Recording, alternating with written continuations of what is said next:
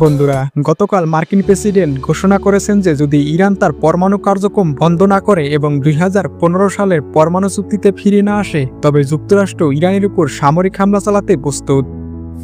এর প্রতিক্রিয়ায় ইরান তাদের পক্ষ থেকে কঠোর বার্তা দিয়েছেন।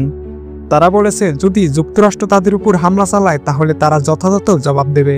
এছাড়াও ইরানের সর্বোচ্চ নেতা আয়াতুল্লাহ আল খামিনি বলেছেন যুক্তরাষ্ট্রের সাথে আলোচনায় বসা বুদ্ধিমানের কাজ নয়, কারণ যুক্তরাষ্ট্র এই ওয়াদার বরখেলাপ করবে। বন্ধুরা, এখন দেখার বিষয় মধ্যপ্রাচ্যের পরিস্থিতি কোন দিকে যাচ্ছে, সমঝোতা হবে নাকি যুদ্ধ।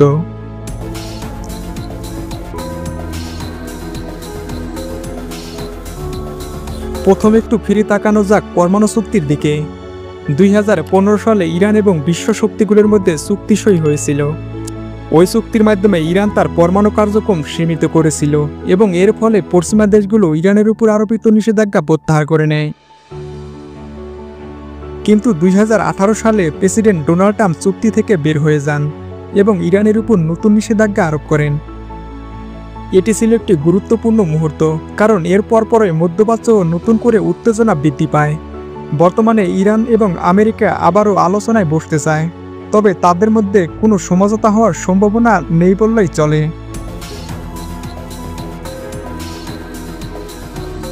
মার্কিন প্রেসিডেন্ট ডোনাল্ড ট্রাম্প স্পষ্টভাবে বলেছেন যদি ইরান তাদের পরমাণু কার্যক্রম পুনরায় শুরু করে এবং চুক্তিতে ফিরে না আসে তাহলে তারা সামরিক পদক্ষেপ নিতে প্রস্তুত।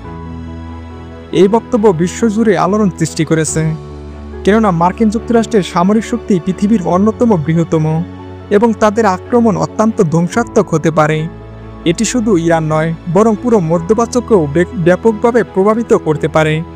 এমনকি এই সংকট একটি বৃহৎ আঞ্চলিক যুদ্ধের রূপ নেবে, কেননা ইরান শুধু একা নয়। ইরানকে কোনো প্রকার আক্রমণ করলে চীন এবং রাশিয়াও সেখানে জড়িয়ে পড়বে এবং ইরানের যে প্রক্সি নেটওয়ার্কগুলো রয়েছে সিরিয়া, লেবানন, ইরাক এবং ইয়েমেনে, তারাও এই যুদ্ধে সরাসরি জড়িয়ে পড়বে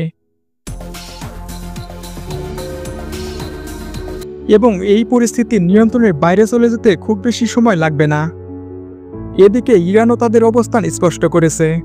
ইরানের কর্মকর্তারা ঘোষণা করেছেন যে তারা যুক্তরাষ্ট্রের হামলা থেকে নিজেদের রক্ষা করতে প্রস্তুত। তাদের প্রতিরক্ষা ব্যবস্থা উন্নত এবং তারা প্রয়োজনীয় প্রতিক্রিয়া জানাতে সক্ষম। ইরান দাবি করেছে তাদের দেশের নিরাপত্তা ও সার্বভৌমত্ব রক্ষার জন্য তারা শেষ পর্যন্ত লড়াই করবে। তারা পরমাণু চুক্তিতে ফিরে যাওয়ার জন্য প্রস্তুত, তবে তা যুক্তরাষ্ট্রের একতরফা পদক্ষেপে নয়। এতে ইরান কোনোভাবেই সম্মত হবে না।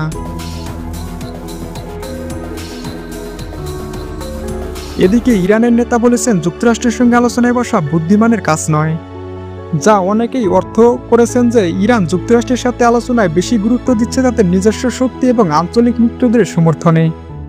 বিশ্বের অন্যান্য দেশগুলোর প্রতিক্রিয়া কী হবে? ইউরোপীয় ইউনিয়ন, চীন এবং রাশিয়া ইরানকে সমর্থন দেওয়ার ঘোষণা দিয়েছে, তবে তারা সরাসরি সামরিক সহায়তার জন্য প্রস্তুত নয়। ইউরোপের দেশগুলো, বিশেষ করে জার্মানি, চুক্তিতে ফিরে আসার জন্য ইরান এবং যুক্তরাষ্ট্রের মধ্যে মধ্যস্থতা করার চেষ্টা করছে। অন্যদিকে আমেরিকা এবং ইরান দুই পক্ষই তাদের অবস্থান শক্তিশালী করার চেষ্টা করছে। কিন্তু এটি এক বিপজ্জনক পালা। একটি সামরিক সংঘাতের ফলে পুরো মধ্যপ্রাচ্যের বিশাল বিপর্যয় সৃষ্টি হতে পারে। এখন প্রশ্ন হচ্ছে এই পরিস্থিতি কোন দিকে যাবে? ইরান এবং যুক্তরাষ্ট্রের মধ্যে চলমান উত্তেজনা বিশ্ব রাজনীতিতে বড় পরিবর্তন আনতে পারে। একদিকে ইরান তার পরমাণু চুক্তির শর্তগুলি রক্ষা করতে চাইছে, অন্যদিকে আমেরিকা তাদের স্বার্থ রক্ষা করার জন্য কঠোর পদক্ষেপ নিতে প্রস্তুত। মার্কিন এবং অন্যান্য দেশ তাদের সমর্থন জানিয়ে আলোচনার দিকে এগিয়ে আসার চেষ্টা করছে, কিন্তু এর মধ্যে কোনো সমঝোতা পৌঁছানো কি সম্ভব? এটি সত্যি একটি গুরুত্বপূর্ণ সময় এবং এই পরিস্থিতি বিশ্ব শান্তি এবং নিরাপত্তার জন্য বড় চ্যালেঞ্জও হতে পারে। বন্ধুরা, ভিডিওটি ভালো লাগলে অবশ্যই একটি লাইক করবেন এবং আপনার কোনো নিজস্ব মতামত থাকলে অবশ্যই তা কমেন্টে জানাবেন।